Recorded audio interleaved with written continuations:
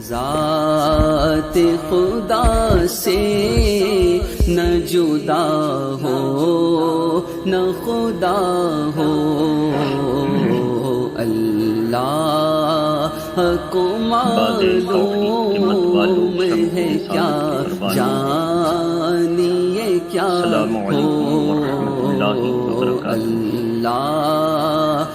کو معلوم ہے کیا الحمدللہ نحمده ونصلی ونسلم علی رسوله الکریم، اما بعد فاعوذ باللہ من الشیطان الرجیم، بسم اللہ الرحمن الرحیم۔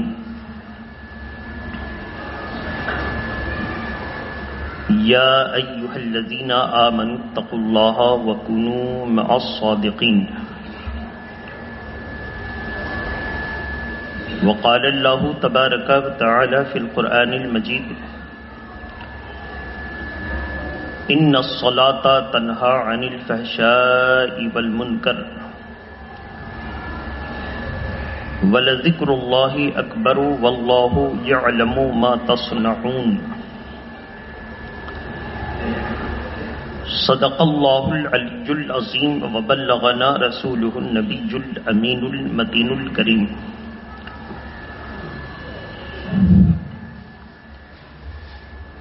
نماز اچھی، حج اچھا، روزہ اچھا، زکوٰۃ اچھی۔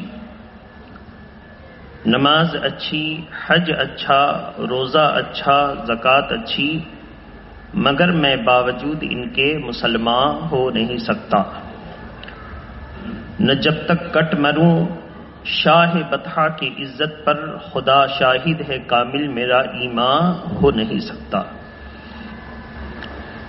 عزیزان ملت اسلامیہ، گزشتہ جمعہ کو حضور پرنور سرکار مجاہد ملت حضرت علامہ شاہ محمد حبیب الرحمن ہاشمی عباسی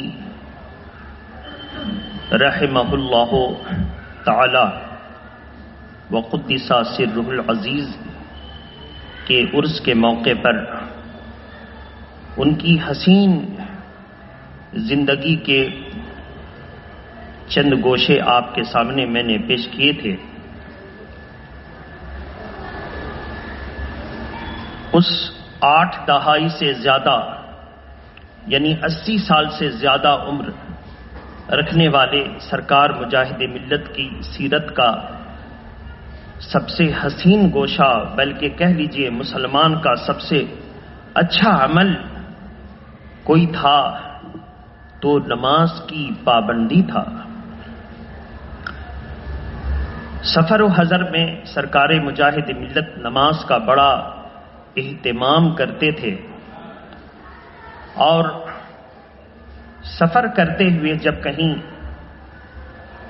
پروگرام میں جاتے، جلسے جلوس اور کانفرنسوں میں شرکت کرتے تو لوگ عمدہ سے عمدہ قیام گاہ پیش کرتے، لیکن حضور مجاہد ملت مسجد کو پسند فرماتے اور فرماتے کہ میری قیام گاہ مسجد میں رکھ دو، تمہارا دروازہ 10 بجے رات کو بند ہوگا، لیکن اللہ کا دروازہ رات میں بھی کھلا رہے گا اور دن میں بھی کھلا رہے گا۔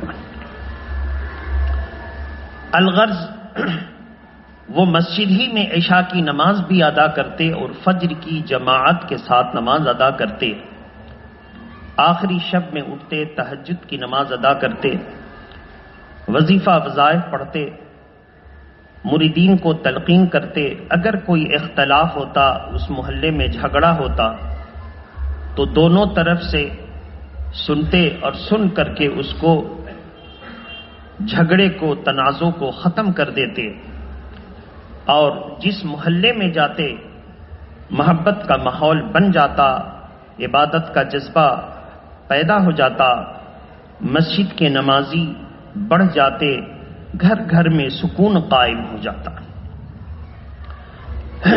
لیکن ہم لوگوں نے اتنے بڑے بڑے بزرگ کا چرچا اور عرس صرف اس لیے منایا کہ چندہ کیا جائے، دیگ چڑھائی جائے، لنگر چلایا جائے، اور لنگر چلاتے وقت مسجد کی نماز کا بھی خیال نہ ہو، آذان کا بھی خیال نہ ہو، بزرگوں کے نام پر لنگر تیار ہو رہی ہے اور نماز قضا ہو رہی ہے، کوئی فکر نہیں ہے۔ سوال یہ ہے کہ کیا یہی بزرگوں کا طریقہ تھا؟ کیا ہمارے اسلاف اسی پر قائم تھے؟ بہرحال حضور سرکار مجاہد ملت اور تمام بزرگ سرکار اعلی حضرت اور تاج الشریعہ کو ہم لوگوں نے یا ہم میں سے بہت سے خوش نصیبوں نے قریب سے دیکھا ہے، نماز کا بڑا اہتمام کرتے۔ 2002 5 اگست کو تاج الشریعہ کا آنا آپ کی مسجد میں ہوا تھا۔ 2002 5 اگست کو یہ فقیر بڑی کوشش کے ساتھ اپنے احبا اور مخلصین کے ساتھ ان کی تاریخ لینے میں کامیاب ہوا تھا اور وہ تشریف لائے تھے۔ آتے ہی انہوں نے سب سے پہلے فرمایا کہ نماز کے لیے جگہ بتاؤ۔ چھوٹا سا کمرہ تھا، میں نے کہا حضور سرکار مفتی اعظم ہند کی قیام گاہ یہ ہے اور یہیں پر نماز پڑھتے تھے۔ صحن میں انہوں نے فوراً مصلی دیا اور خود بچھایا انہوں نے، اور سامنے کہا کہ کوئی اونچی چیز رکھ دو سترا ہو جائے، چونکہ تمہارا یہ پورا کمرہ کھلا ہوا ہے، ادھر سے لوگ آئیں گے۔ اونچی بوتل ٹیبل پر رکھ دی اور جیسے میں نے رکھی 2002 کو یاد کیجئے، انہوں نے فرمایا ایک دم بھاؤں کے سامنے رکھو، دائیں والی بھاؤں جو وہاں رکھو، وہاں رکھا، نماز ادا کی۔ اس سے پہلے عالم بننا الگ بات ہے، لیکن عالم بننے کے بعد جب آدمی علم کی روشنی میں کام کرتا رہتا ہے تو اس کے تجربات بڑھتے ہیں، اس کی معلومات میں اضافہ ہوتا رہتا ہے۔ میں نے پڑھا تھا کہ سترا سامنے رکھنا چاہیے، لیکن اس کو دیکھنا تھا کتاب میں کہ سرکار تاج الشریعہ نے بھاؤں کے سامنے رکھنا چاہیے۔ جب میں نے کتاب میں دیکھا تو ویسے ہی پایا، بزرگوں کے عمل سے کتاب یاد آ گئی، بے ساختہ زبان سے یہی نکلا کہ اسی لیے اللہ نے فرمایا ہے سچوں کے ساتھ رہو، اگر تم سچوں کے ساتھ رہو گے تو تم اللہ کی عبادت اور اللہ کے منشا کو پالو گے۔ تو بہرحال سرکار مجاہد ملت جو نماز کی پابندی کرتے تھے، آج ہم اس کو سامنے رکھیں گے۔ اب یہ نہ سوچئے گا کہ ہم واقعہ بیان کریں گے، جس نماز کی وہ حفاظت کرتے تھے وہ نماز کیا ہے اس کو رکھیں گے۔ محبت کے ساتھ درود شریف پڑھیں، اللہم صلی علی سیدنا شفینا حبیبنا مولانا محمد وعلی آلہ واصحابہ وبارک وسلم، صلاۃ و سلاما علیک یا رسول اللہ صلی اللہ تعالی علیہ وسلم۔ ہم تمام اہل محلہ مسلمانان انگس سے گزارش کریں گے، خصوصی طور پر بچوں کی ماؤں سے، بچوں کے باپ اور گارجین سے، کہ آپ اپنے سمجھدار بچے کو مسجد میں آنے کی اجازت دیں، بلکہ انہیں اگر ساتھ لاتے ہیں تو سمجھا کر کے لائیں کہ بچے شور و غل نہ کریں، تکبیر کے ساتھ تکبیر نہ کہیں، اس طرح کوئی حرکت نہ کریں کہ نماز میں خلل واقع ہو۔ خوب سمجھا کر لائیں کہ یہ وہ عبادت ہے جو اللہ کے نزدیک اور مسلمانوں کے نزدیک سب سے اہم عبادت ہے۔ اس عبادت میں دشواری پیدا نہ ہونے دیں۔ ہر آدمی، ہر مسلمان کی ذمہ داری ہے کہ وہ آداب مسجد، نماز مسجد اپنے بچوں کو بتائے۔ آپ دیکھیں گے، خود آپ مشاہدہ کریں کہ مسجد کی اوپری منزل میں، مدرسہ کی عمارت میں نچلے حصے کو چھوڑ کر مدرسہ کی پہلی منزل، دوسری منزل، آپ یعنی فرسٹ فلور، سیکنڈ فلور کو آپ جا کر دیکھیں، بڑا شور شرابہ، بچے تو بچے، بڑے نوجوان بھی گپ کرتے نظر آتے ہیں، اور اس انداز میں گپ کرتے ہیں جیسے وہ پارک میں بیٹھے ہوئے ہیں اور لطف لے رہے ہیں۔ آپ اندازہ کریں کہ کہ آج ہمارا نوجوان اللہ کی عبادت سے کتنا دور ہو چکا ہے اور پھر کہتا ہے کہ ہم مسلمان تھے نا اس لیے نوکری نہیں ملی، میرا نام میں محمد لگا ہوا تھا اس لیے نوکری نہیں ملی، کاروبار میں ہم کو اس لیے نہیں ملا، کلیکٹر آفس گئے تھے تو میری OBC سرٹیفکیٹ اس لیے نہیں بنی نا کہ میرے نام میں محمد لگا تھا، اس وجہ سے نہیں۔ آج بھی غیر مسلم مسلمانوں کی بڑی عزت کرتے ہیں۔ سب کو چھوڑیے، ڈرائیونگ لائسنس کے لیے میں گیا تھا آفس ہگلی، وہیکل آفیسر سے میری ملاقات ہوئی، اس نے کہا کہ ہم آپ سے ٹیکنیکل اور پریکٹیکل ہم آپ سے انٹرویو نہیں لیں گے کہ بتائیے یہاں پر گاڑی روکیں گے کہ نہیں روکیں گے، یہاں ہارن ماریں گے کہ نہیں ماریں گے، یہ سب نہیں پوچھیں گے، یہ بتائیے کہ امام حسین کو میدان کرب و بلا میں کس نے شہید کیا تھا؟ اگر آپ کہیں گے کہ یزید نے شہید کیا تھا تو میں کہوں گا کہ یزید بادشاہ تھا، بادشاہ میدان میں نہیں آتا۔ اتنا سخت سوال تھا، اس کا مطلب وہ انگلش یا بنگلہ میں اسٹڈی کرتا رہتا ہوگا۔ میں نے اس کا جواب دیا، اسی نے اس وقت ہی اس نے سگنیچر کیا، کہا ان کو لائسنس دے دیا جائے اور فلانی تاریخ کو آپ کو بھیج دیا جائے گا، گھبرائیں نہیں۔ آج بھی وہ لوگ عزت کرتے ہیں، شرط ہے کہ تم مسلمان بن جاؤ۔ قرآن مجید نے ارشاد فرمایا وَلَا تَهِنُوا وَلَا تَحْزَنُوا وَأَنْتُمُ الْأَعْلَوْنَ إِن كُنتُم مُؤْمِنِينَ، کوئی خوف نہ کرنا، کوئی غم نہ کرنا، تم ہی کامیاب ہوگے، شرط ہے مومن بن جانا۔ درود شریف پڑھیں، اللہم صلی علی سیدنا شفینا حبیبنا مولانا محمد وعلی آلہ واصحابہ وبارک وسلم، صلاۃ و سلام علیکہ یا رسول اللہ۔ تو سرکار مجاہد ملت جب نماز کا وقت ہوتا فوراً تازہ وضو کرتے۔ محبین کہتے حضور وضو آپ نے کر لیا ہے؟ کہا فرصت میں ہوں، وضو کر سکتا ہوں، وضو پر وضو کرا دو، کہ جب کوئی وضو کرتا ہے تو اس کے گناہ جھڑتے ہیں، اور وضو پر وضو کرتا ہے تو اس کے جسم کی نورانیت چمکتی ہے اور نور علی نور بن جاتا ہے۔ وضو کرتے اور نماز کے لیے کھڑے ہوتے تو ظاہر و باطن سے بے توجہ ہو کر اللہ کی طرف لو لگاتے، اور ان کے بارے میں بتایا گیا کہ جب وہ تکبیر تحریمہ کے لیے ہاتھ اٹھاتے تو دونوں ہاتھ کانوں کے لو تک اٹھاتے، ہتھیلی کو سیدھی رکھتے ایک دم قبلہ کی طرف، نہ ایسے کرتے نہ ایسے کرتے، اور ناف کے نیچے بڑے اطمینان اور وقار کے ساتھ تحریمہ باندھتے کہ گدی پر ہتھیلی رہتی اور یہ تینوں انگلیاں کلائیوں پر بچھی رہتی اور چھوٹی انگلی اور انگوٹھا کلائیوں کی گرفت کرتا۔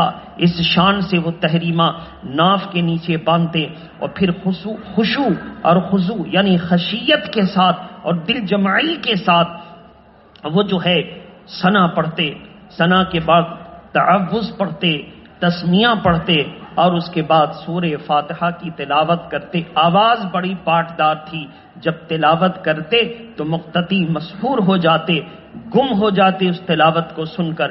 پھر اس کے بعد اطمینان سے تکبیر کہتے، رکوع اور سجود کرتے، اور پھر اس کے بعد تھوڑی سی جہاں جاتے نماز کے بعد سب مقتدی کو بیٹھا لیتے اور بیٹھا کے نماز کی فضیلت بتاتے، بیٹھا لیتے وضو کی فضیلت بتاتے، بیٹھا لیتے، اور اس علاقے میں جو شکایتیں آتی ان شکایتوں کو سامنے رکھ کر اگر کوئی خرافات، بری رسمیں، بدعات نے جنم لے لیا ہے اور لوگ اس میں مبتلا ہو گئے تو اس کا سدباب کرتے، کہا میں نے سنا ہے ان کو نہیں کرنا چاہیے وغیرہ وغیرہ۔ تو بہرحال اب سوال ہے کہ نماز میں کتنی شرائط ہیں، نماز میں کتنے فرائض ہیں، اور نماز فرض ہونے کے لیے کیا ضروری ہے؟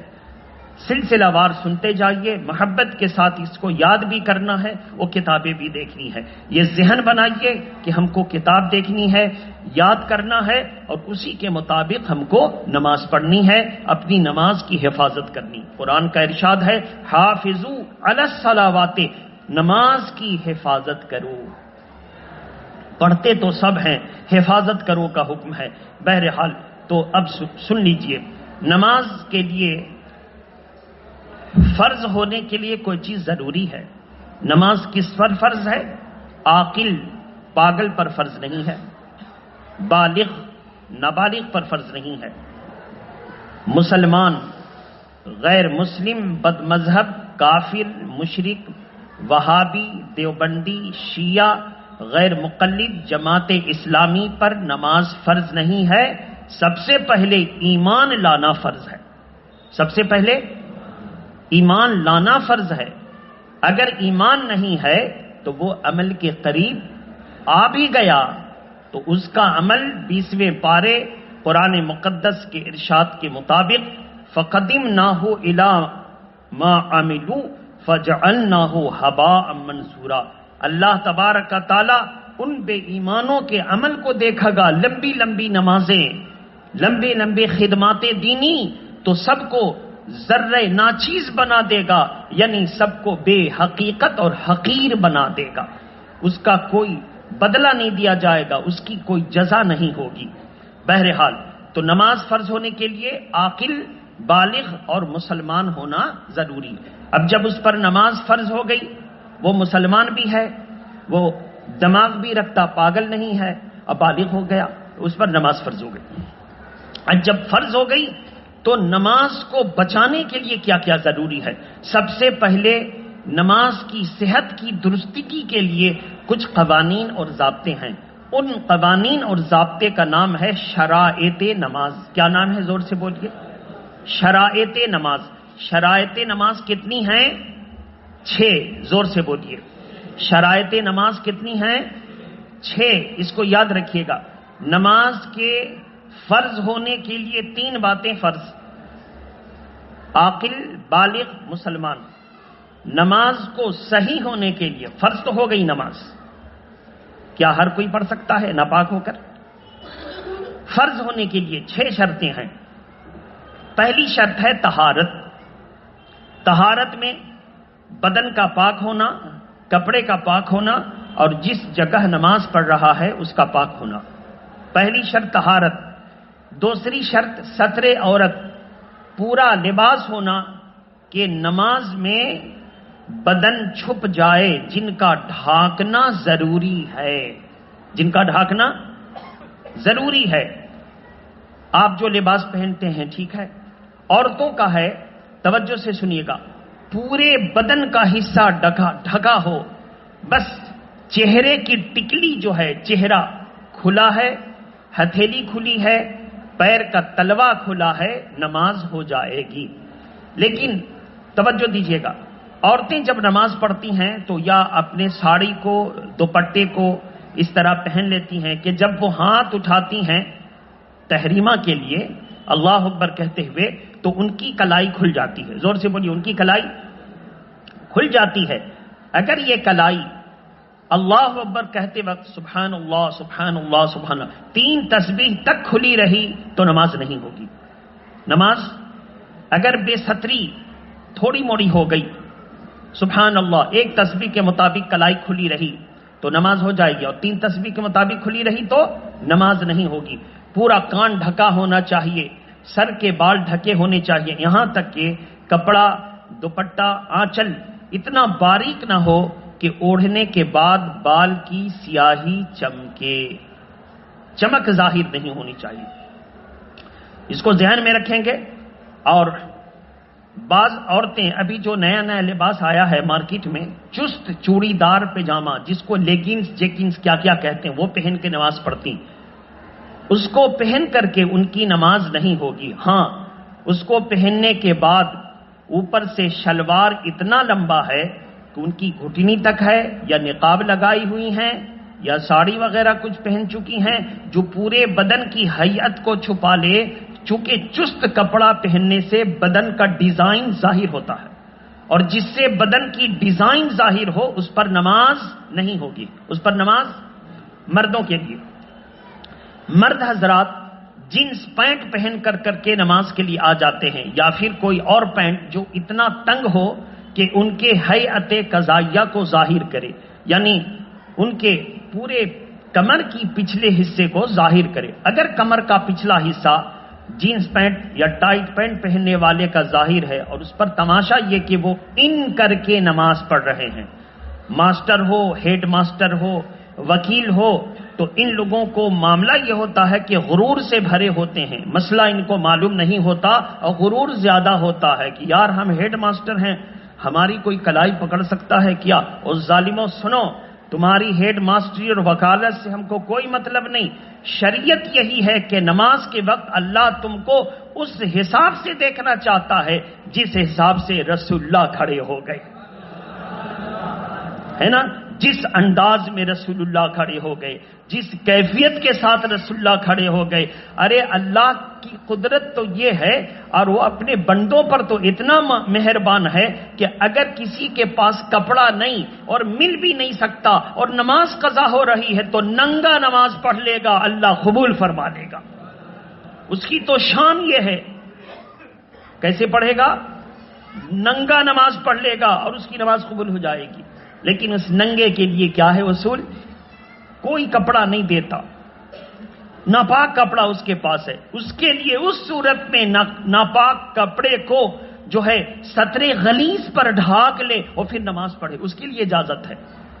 نہیں ملتا، ناپاک کپڑا بھی نہیں ملتا، بالو ہے، ریت میں گڑھا کھودے، گھس جائے اور اس میں گھس کر کے بیٹھ جائے اور ریت کو کمر تک بیٹھے گا، اندر دھس جائے گا، کمر تک ڈھک لے گا اور نماز پڑھے گا۔ آپ اندازہ کریں، وضو کے لیے پانی نہیں ملتا، بالو سے تیمم کرے گا طہارت کی نیت سے، نماز کی نیت سے، اور نماز پڑھے گا۔ جب قبول کی بات آئے گی تو اللہ تو اتنا بھی قبول کر رہا ہے، لیکن جب ادا کی بات آئے گی تو میرا رب یہی دیکھنا چاہتا ہے کہ یہ بندے میرے نبی کی سنت پر عمل کر رہے ہیں کہ نہیں، عمل کر رہے ہیں کہ نہیں عمل کر رہے ہیں۔ بہرحال تو میرے محترم، جینس پینٹ والا اگر ان کر کے نماز پڑھتا ہے تو اس کے پیچھے جو لوگ کھڑے ہیں اور اس پینٹ والے کی حیت کو جو پیچھے سے نظر پڑ جاتی، دیکھ نہیں رہے ہیں، نظر پڑ جاتی ہے تو پیچھے والے کی نماز نہیں ہوگی۔ اس لیے ڈریے گا نہیں، اگر کوئی جینس پینٹ پہن کر نماز پڑھتا ہے اور آپ کے آگے کھڑا ہے تو آپ اس کو کہیے گا بھائی یہ مسجد ہے، یہ تیرا کوئی کورٹ کچہری نہیں، یہ تیرا اسکول نہیں، یہ جینس پینٹ کھول پہلے ان اور اس کے بعد نماز پڑھ۔ اور جب وہ نماز پڑھنے کے بعد آپ سے پوچھے تو آپ بتا دیجئے گا کہ قرآن کا ارشاد ہے 8واں پارہ میں، یا بنی آدم خذوا زینتکم عند کل مسجد، جب تم اللہ کے دربار میں نماز کے لیے حاضر ہو تو اس حیت میں حاضر ہو کہ تمہارا پورا لباس ایسا ہو کہ بدن ڈھک جائے، اور ٹائٹ کپڑا پہننے سے بدن چھپ جاتا ہے لیکن ستر نہیں ہوتی۔ اس کو ذہن میں رکھیں گے۔ اس کے بعد کیوں میں اتنا سخت لفظ استعمال کر رہا ہوں؟ کسی ایک ٹیچر کو کسی نے کہا کہ ان کھول لیجئے تو کہتا پہچانتا ہم کو ماسٹر ہیں، ہم تم سے زیادہ جانتے ہیں۔ تو ہم کو اس نے شکایت کی کہ مولانا صاحب یہ حال ہے آپ کی مسجد کا۔ ہم نے کہا جمعہ کے دن آ کے سن لینا، ماسٹر کی کیا کوالٹی ہم بتائیں گے تم کو۔ بہرحال تو میرے محترم بزرگ اور دوستو، الغرض یہ کہ اللہ کے پیارے نبی صلی اللہ تعالی علیہ وآلہ وسلم نے ہم کو جو چاہا ایسا لباس دیا جس لباس میں آپ چاہو تو اللہ کے دربار میں بھی آ جاؤ اور آپ چاہو تو دنیا کے معزز دربار میں بھی چلے جاؤ۔ لیکن اللہ کا دربار، سیدنا عمر فاروق اعظم نے ایک نوجوان کو 2 چادریں عطا فرمائی، غربت کا زمانہ تھا، کہا کہ ایک چادر کو تہبند کی صورت میں لنگی بنا لینا، لپیٹ لینا، اور ایک چادر کو پورے بدن پر اوڑھ لینا۔ تو انہوں نے ایک چادر میں لپیٹ کر نماز ادا کی۔ عمر فاروق اعظم کی نظر پڑ گئی، کہا اچھا اگر میں تجھے بازار بھیجوں تو اسی ایک چادر میں جائے گا یا دونوں چادر خوبصورتی کے لیے پہنے گا؟ آدمی جب بازار جاتا ہے، دوسری جگہ جاتا، ذرا سا اپنے آپ کو ٹھیک ٹھاک کر کے جاتا، جس کنڈیشن میں گھر میں ہوتا، جس کیفیت کے ساتھ، اسی طرح اٹھا پٹھا نہیں چلا جاتا۔ ایسے جائے گا یا دونوں چادروں کے ساتھ جائے؟ کہا حضور دونوں چادروں کے ساتھ جاؤں گا۔ کہا کیوں؟ کہا زینت کے لیے۔ کہا اللہ کا دربار اس سے زیادہ مستحق ہے، حقدار ہے کہ تو اس کے بارے میں دنیا سے زیادہ زینت کر کے جا، دنیا سے زیادہ زینت کر کے جا، دنیا سے زیادہ خوبصورتی کے ساتھ جا۔ بہرحال تو نماز پڑھ لیا۔ اب اس کے بعد جو ہے سب سے پہلی شرط کیا تھی؟ طہارت۔ دوسری شرط کیا تھی؟ کپڑے کا مسئلہ، ستر عورت۔ تیسری شرط کیا ہے؟ استقبال قبلہ. کون سی شرط ہے؟ استقبال قبلہ. استقبال قبلہ میں دو بات ہے بہت مختصر میں. اگر کعبہ کے سامنے نماز پڑھ رہا ہے، اللہ نصیب کرے کہ ہر مومن کعبہ کے سامنے نماز پڑھے. اگر کعبہ کے سامنے نماز پڑھ رہا ہے تو اس کا چہرہ کعبہ کی طرف ہونا ضروری، اس کا چہرہ.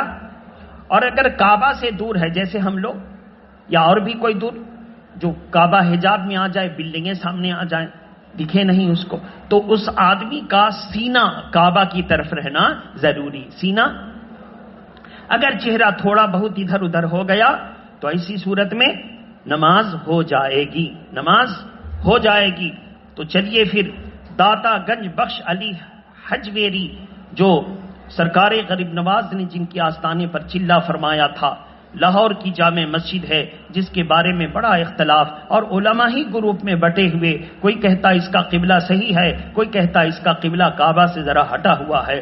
بہرحال سرکار داتا گنج بخش علی حجویری نے کہا اچھا یہ اختلاف ہے تو آؤ ہم مٹا دیتے ہیں. انہوں نے وضو کیا، 2 رکعت نماز پڑھی، کہا کہ جب نماز فرض کا وقت آئے تو اطلاع دے دینا. دعا فرمائی، فرض کا وقت آیا، کہا حضور چل کر آپ ہی امامت کر دیجئے. کہا آ گئے امامت کے لیے، جتنے ٹرسٹی جتنے ذمہ دار ہیں جتنے متولی ہیں سب آ جائیں. آ گئے اور سرکار داتا گنج بخش نے نیت کی اور تحریمہ باندھا، اور جب باندھا تو اس کے بعد سب کو نماز میں قبلہ نظر آیا اور صحیح سمت میں قبلہ نظر آیا، صحیح سمت میں قبلہ نظر آیا. نماز ختم ہو گئی، کہا کچھ نہیں کہا. کہا اب اعتراض کرو گے، اب اختلاف کرو گے، اب مسلمانوں کو آپس میں توڑو گے، ایسا نہیں کرنا. اب تم نے دیکھ لیا. بس میرے محترم بزرگ اور دوستو، تو اللہ کے ولی وہ ہیں، عالم جو ہے وہ مسئلے بتاتا ہے، اور عالم جب اپنے علم پر عمل کر کے کمال کو پہنچتا ہے تو اللہ کا ولی بن کر مسئلے دکھا دیتا ہے. کمال کو پہنچتا ہے تو ولی بن کر مسئلے کو دکھا دیتا ہے، حل کر دیتا ہے. بہرحال اس کے بعد استقبال قبلہ کے بعد وقت کا ہونا ضروری. ایک آدمی راکٹ پر بیٹھ کر پوری دنیا کا سفر کر لے ایک ہی دن میں، بلکہ 1 گھنٹے میں پوری دنیا کو گھوم آئے، اور جس شہر میں اس کا راکٹ اڑ کر کے جائے تو فجر کا وقت ہے تو فجر اس پر فرض ہوگا، ظہر کا وقت ہے تو ظہر کی نماز فرض ہو جائے گی، اسی طرح 5 نمازیں اس پر فرض ہو جائیں گی. تو فرض ہونے کے لیے نماز کے وقت کا آنا ضروری.